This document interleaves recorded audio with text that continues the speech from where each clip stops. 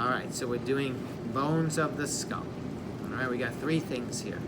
We have the white skull, the colored skull, and then just a couple of bones of the skull just to show you the sutures, right? The skull is made up of individual bones. Each bone has a name, and each bone is connected at what we refer to as a suture. So where the two bones meet is known as a suture, and each suture has a name. We're going to do a couple of sutures. Notice the edge of the bone, right? It's very jagged, very serrated to create a nice tight fit between the bones. And where the two bones meet, it's known as a joint called a suture. All right? So here we have four of them, and now we'll go through it. So let's compare these two. Let's start off with the names of the bones. So this is known as the frontal, okay, in this golden color, and there's your frontal. And if you can see, this model did a nice job.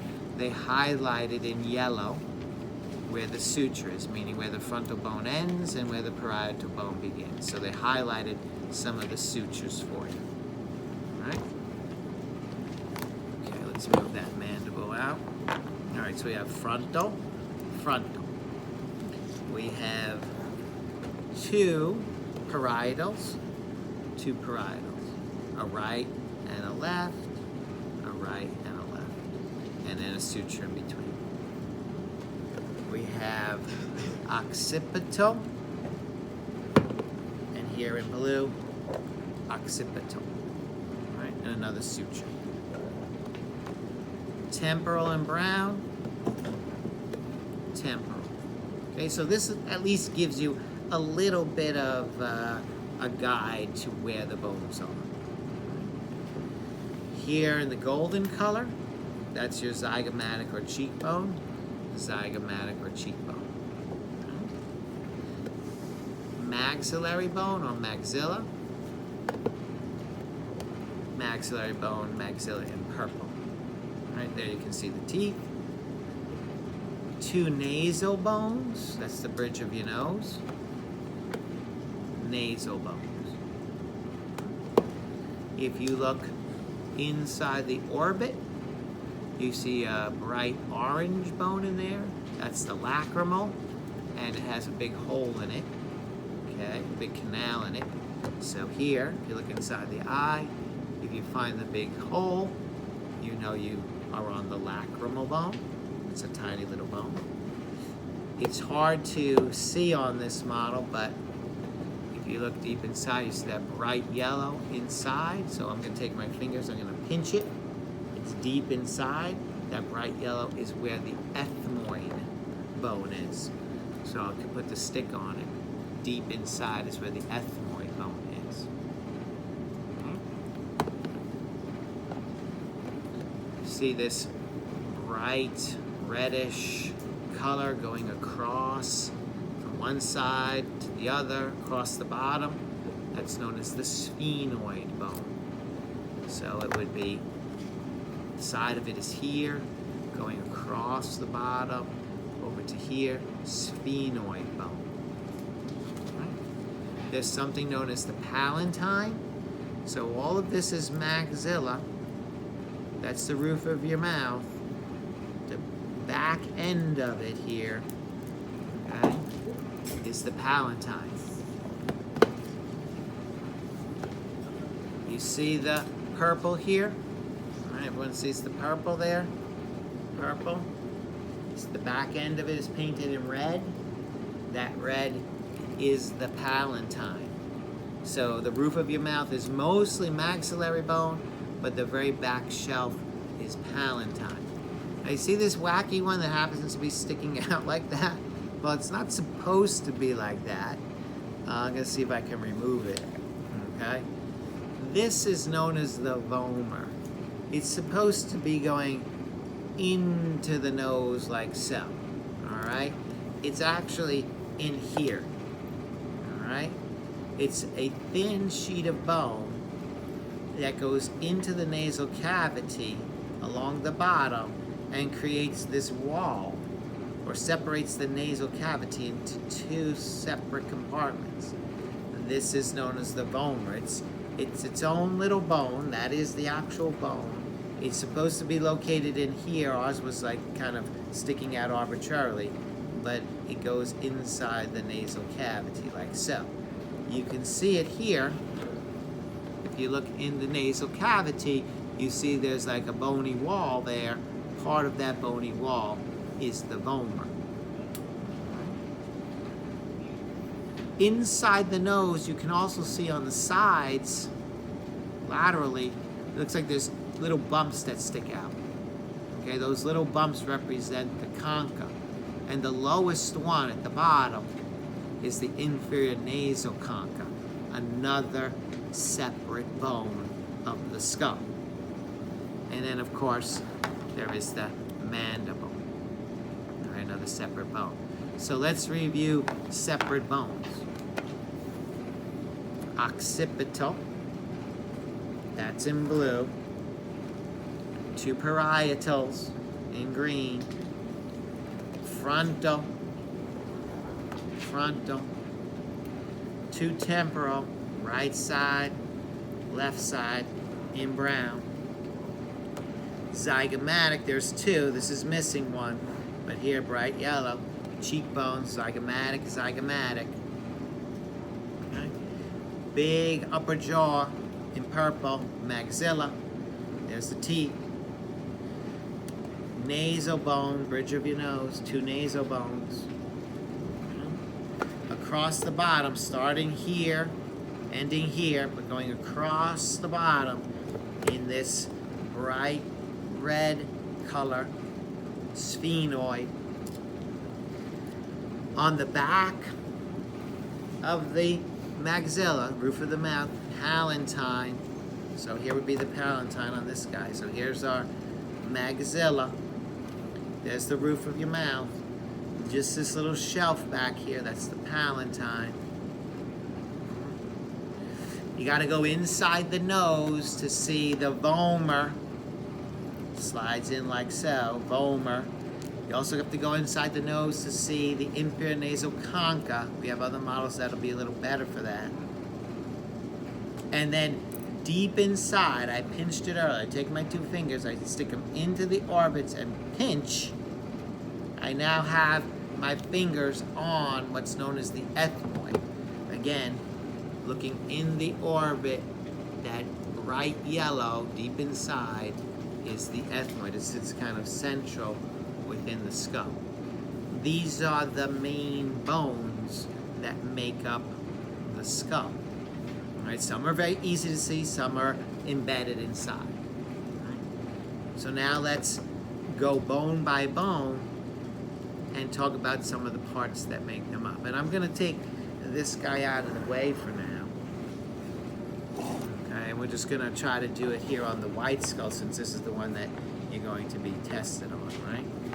So let's start with frontal. Okay, so for the frontal, there's two things. The suture in yellow between the frontal and parietal. That's called the coronal suture. Okay? It's in the coronal plane. The other part for the frontal exists right here at the superior border of the orbit. The orbit is where the eye is found, right? It's two orbits. Superior border of the orbit, right on the edge of it, okay? Right here, there's a little notch. Okay, there's a little notch on the bone. It's called the superior orbital notch. Right? A lot of things are named based on their location. So you have a notch here, and you have a notch here. Superior orbital notch. Those are our frontal bone characteristics. There's more, but that's what we're going to stick with. Simple. For parietal, the only thing for parietal is the suture. There's a suture between the two parietals. It's called the sagittal suture. So parietal bone, sagittal suture. Done. Occipital. Now we got a couple of pieces here. So again, a suture between the occipital bone and the parietal bones. There's a suture. It's called the lambdoid suture. Lambdoid suture. Right? go to the base. So here's the base of the skull. All right, the occipital bone. My hand is the occipital bone. All right, all that in blue, occipital bone. The easiest thing to identify is the big hole. All right, the big hole is called the Foramen Magnum. That's the hole through which the spinal cord emerges. Brain's inside, spinal cord comes out through the Foramen Magnum. On either side of the Foramen Magnum, these two elevated areas, these are condyles.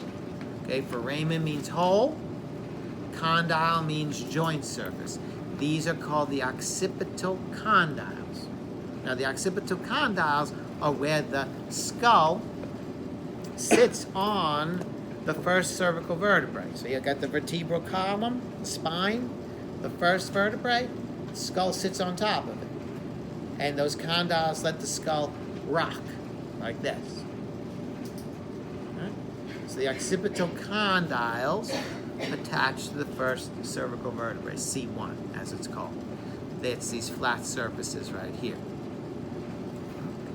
There is a hole. Use the stick. I'm going to put it into a hole. If I can actually see the hole.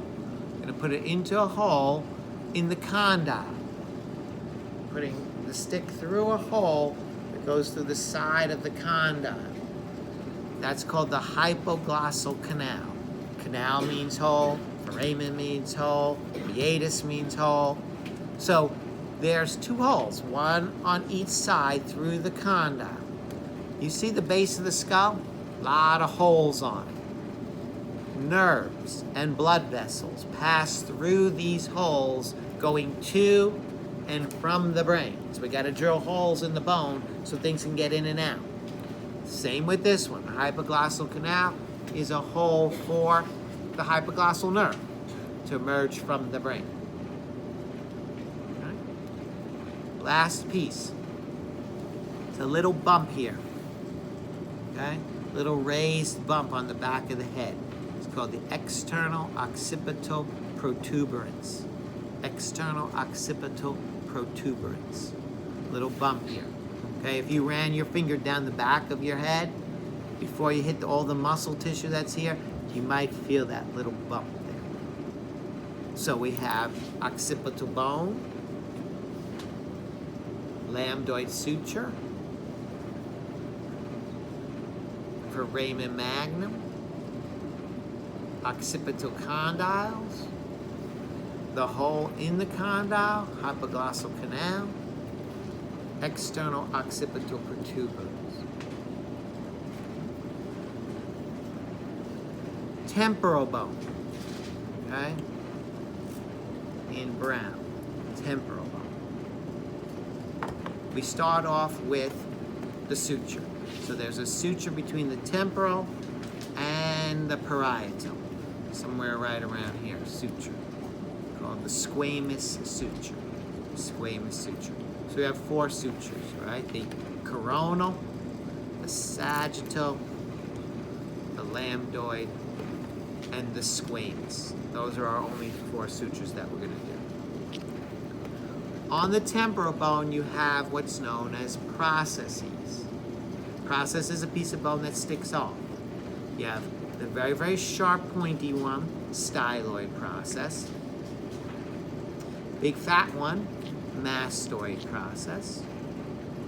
Right? And then here, connecting to the zygomatic bone, this is called the zygomatic process. So zygomatic process, mastoid process, styloid process. Three things that stick off of the bone, processes. You have a big hole, external acoustic meatus or canal. That's the hole that the sound waves pass through. I mean, your ear is right here. Sound passes in through that hole into the bones that make up the ear for hearing. External acoustic meatus. Now, to finish the temporal bone, I have to open this up. So here's the temporal, and here's the temporal on the inside. Outside, inside. And this is the last piece of the temporal. It's this bony triangle right here.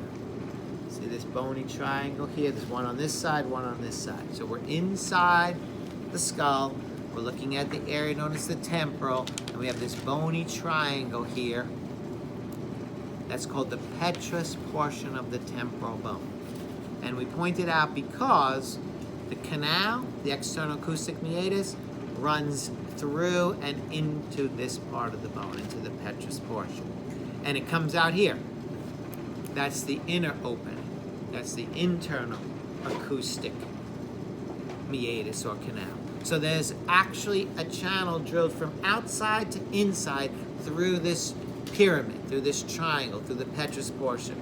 And sound waves go in, and the nerve for hearing comes out and attaches to the brain. So this is where hearing takes place, in the petrous portion of the temporal bone. Okay. Let's move on to the maxillary bone. Let's put this guy back together. Okay, so we're going to go to the purple guy. Okay. Purple guy. Maxillary, all here. The upper jaw. Right? Has the teeth in it. Couple parts of maxillary. You got a little spine here, little pointy spine, anterior nasal spine off the front. You have all of these ridges matching up with the teeth. Those are alveolar processes. You have a little hole, the stick in the hole, below the orbit, little hole. That's called the inferior. Remember, we had a superior notch here. Some models have a superior hole. Okay. This is the superior orbital notch, inferior orbital canal, or foramen. All right. So underneath the eye, inferior. Above the eye, superior. Again, on our model, it's just a notch above, a hole below. So we call this a notch.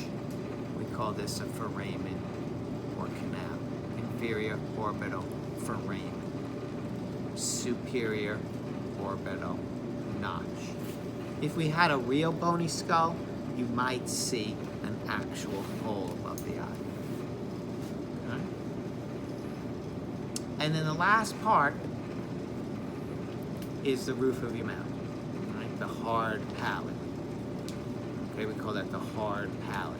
And most of the roof of your mouth is maxillary bone, but remember, the back shelf is a palatine bone, a separate bone. So again, let's look here. Okay, we have the purple, represents maxillary, and then the back shelf in red, palatine. So, quick review. Maxillary bone, anterior nasal spine, the point off the front, the ridges, alveolar processes, the hole, infraorbital foramen, inferior orbital canal, hole, okay. Hard palate, roof of your mouth, and then a separate bone, the palatine at the back side. Maxillary. Or the zygomatic, cheekbone. Pretty simple. We name the bone and we name the process. Zygomatic bone, temporal process. Zygomatic bone, temporal process. Remember, we had a process here coming off of the temporal bone, so temporal bone, the zygomatic process, meets up with the temporal process of the zygomatic bone. And they form this arch, right? You can see there's a little bony arch here. It's called the zygomatic arch. And underneath that is the beginning of the sphenoid bone. Remember, there's two nasal bones. We just named the bones. No parts to know for that. Nasal bone. Remember, if you can find the hole in there, there's a deep hole inside there. If you can find that hole, you can find the lacrimal bone. The hole is called the nasolacrimal canal. Canal, foramen, hole. And then the bone is the little area around. Again, it's a little tiny, that little orange bone there is the lacrimal. Not much to it. We can't really see the ethmoid so well. Like we said, it's deep inside. And what we can see, though, is parts of the sphenoid.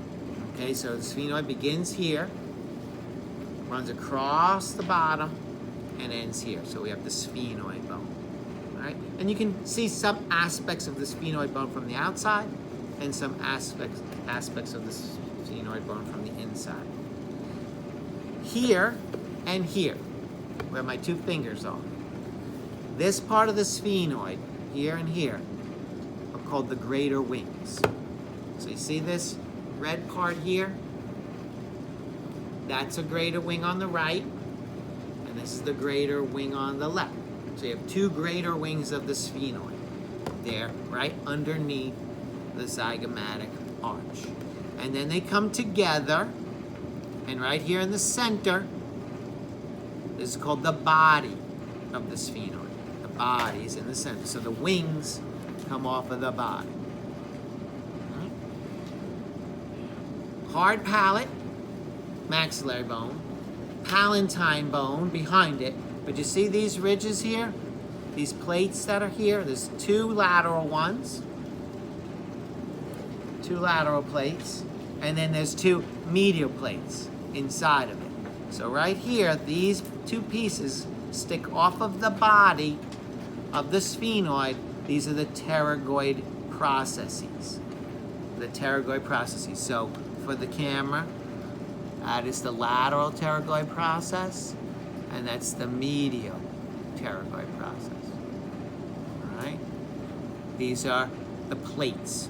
So I should say it this way to be correct. The entire thing is a process with a lateral plate and a medial plate. Lateral plate on the outside, medial plate on the inside, make up the pterygoid process. And same here.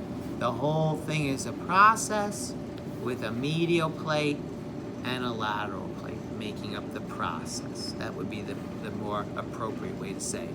Coming off of the body, attached to the wings. Now, if we open this up, same thing, you can see it from the inside. This is all sphenoid here. This is all sphenoid on the inside. The body is right here. There's the body. Okay.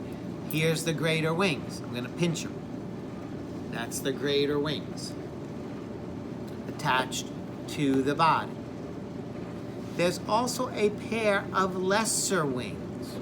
These are the lesser wings of the sphenoid up here. And if you look at the body, you see that there's a big ridge of bone with a depression. Okay? This area of the sphenoid of the body is known as the sella turcica. Sella turcica. And in this hypophyseal fossa, in this depression, this is where the pituitary gland sits. That's the home of the pituitary. So, let's do a little review of the sphenoid. Body in the center, sella turcica, the depressed area, the hypophyseal fossa, where the pituitary sits. Two sets of wings, greater wings, lesser wings, coming off of the body. Turn it over. Here's the greater wing. Can't see the lesser wings from the outside. The body's here, and coming off the body on the outside, you've got the two pterygoid processes, made up of a lateral and medial plate, a lateral and medial plate. That's the sphenoid. Okay, like I said, the vomer, I'll put the stick on the vomer, and we'll get it close up. The vomer's inside the nose, and I'll put the stick on the inferior nasal concha that's inside the nose. Hard to see, in this way. We have other models we can use. Last one. If I stick my fingers in and pinch it, Remember that bright yellow inside the eye, deep inside the eye, that's the ethmoid. The ethmoid can be seen from the inside. Here's where the ethmoid lives, right here. Right there. Some people have highlighted with pen marks, red pen marks. This is where the ethmoid lives. This is the top of the ethmoid. And the little piece that sticks up off of it's called the crista galli of the ethmoid. And then next to that piece that sticks up, there's two depressions. Those are known as the cribiform plates of the ethmoid. So you can see the ethmoid here inside the skull. So here's frontal. Here's sphenoidal. Between the frontal and sphenoidal, there's the ethmoid. And then you have temporal. And there's your petrous portions. And then you have occipital in the back from the inside.